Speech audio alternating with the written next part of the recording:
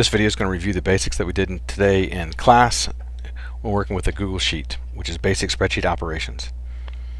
So here's the class activity we did. Let's say we have a lab where a ball is rolling down from some unknown initial velocity. It experiences an acceleration of 5.4 meters per second along a ramp, travels a distance of 1 meter, and does a various times that I record. My goal is to find the initial velocity and then the final velocity. So in the spreadsheet, to find the initial velocity, I need to look at this in terms of what I know. I know the distance, the time, and the acceleration. So to find the initial velocity, that tells me I've got to use kinematics and my kinematics equation. I'm going to use this equation, x equals x naught plus v naught t plus 1f at squared. To use this equation, though, I need to isolate the initial velocity, or v naught. So now I'm going to rearrange this to find v naught. Here's the equation with v naught isolated. So v naught is equal to, in the numerator, x minus x naught minus 1f at squared, in the denominator, t. Now I'll look for variables that are 0 so I can get rid of them. That would be x naught. And here's what the new equation looks like. v naught is equal to x minus 1f at squared divided by t. Now in order to put it in the cell, I need to think about my calculator and how could I type the right hand side of this equation all on one line of my calculator. To do that, it would look something like this. I'll have the numerator in parentheses, so I'll start with a parenthesis and then minus, I'll start with x. So whatever value I have for x, I would type that in. I'm just going to put the variable in this case. Minus 0.5 times, which is the asterisk symbol, and then the acceleration. So normally I put the value in. This time I'll just type the letter a, times, which is the asterisk symbol, t squared. So I'm going to use caret symbol and the number 2 for squared, end my parentheses in the numerator, and then divided by the denominator, which is just going to be t. So that's how I would type it in if it was on my calculator. So I'm going to use that same expression up in the cell. So with the spreadsheet, what I'm going to do is where it says initial velocity, I'll click there because that's where I want the answer to appear. To put the formula in this cell, I'll start with the equal sign, and then just like I would on the calculator, I'll put a parentheses. And then instead of typing in the variable x, I'm going to type the cell that contains that number. So it's not the number 1, but it's the cell on this row, which is A5. Notice how it's color-coded, orange A5, orange cell. Minus 0.5 times, which is the asterisk symbol above the number 8, and the letter A, so that's acceleration, but instead of A, the letter A, I'm going to type the cell that contains the number, which is B3.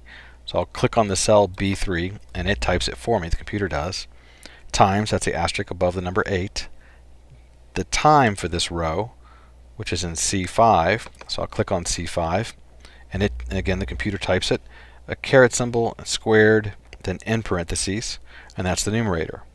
Divided by the time again, so I'll say divide by the slash, and I'll click on that square that contains the time. When I hit return, there's my answer. And then I can fill that down by highlighting the square, highlighting the square, grabbing the corner, bottom right hand corner, my cursor changes to a plus symbol, and then just drag down. All set. So it looks good, but there's something wrong. It may not look like there's something wrong, but there is. So I'm going to go to the top square where I did my original formula, and I'll double click on it and look at the colors. Okay, there's orange in the row, there's the aqua in the row, and the purple up there at the acceleration. Now I'm going to do the same thing for the second row. That's row 6. When I do the next row over, the orange is correct, the aqua is correct, but the purple, that's not the acceleration, that's an empty square.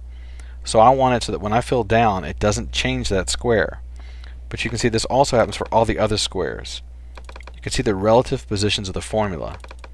It knows that the distance is 3 squares to the left. It knows the time is 1 square to the left, or 1 cell to the left. And the acceleration, it thinks, is 2 squares to the left and 3 squares up. But it's not. The acceleration stays in B3. The problem is my original formula, so I want to change that to lock down B3. So I'm going to double click on my original formula. In front of the B, I'm going to type a $sign. In front of the number 3, I'm going to type a $sign and hit return. And those $signs lock it down. Then I'll click on the cell, choose a little box on the lower right, drag down to fill down. Different numbers this time, so let's see what happens when I click on each cell. The formula at the top, well, that's what I expected. The next row, that's what I expected. The purple doesn't change. That's it over there where it says 5.4, which is B3, cell B3. Click on the next row, purple doesn't change. Next row, purple doesn't change. Next row, So that seems to be good. As I click on the various rows, it makes sure that the acceleration stays the same cell. It doesn't keep changing positions. So now I know I've got it right. Your task is to find the formula for the final velocity and put it over here on the right hand side. Go ahead and get that done now. To find the final velocity, I'm going to use v equals v naught plus at, some kinematics, and my other givens. In the cell where I want the answer to appear, that's going to be E5. I'll click on that cell. I'll type the equal sign. That means that cell equals what I'm going to type in. I'll click on the space with the initial velocity. That's one cell to the left. So I'll click on that. Again, it color codes everything. Plus the acceleration. So that's going to be up here where the 5.4 is. And I learned my lesson because as I fill down, I know the acceleration, I don't want it to change. I'm going to go ahead and make that change now. In front of the B, I'm going to type a $sign.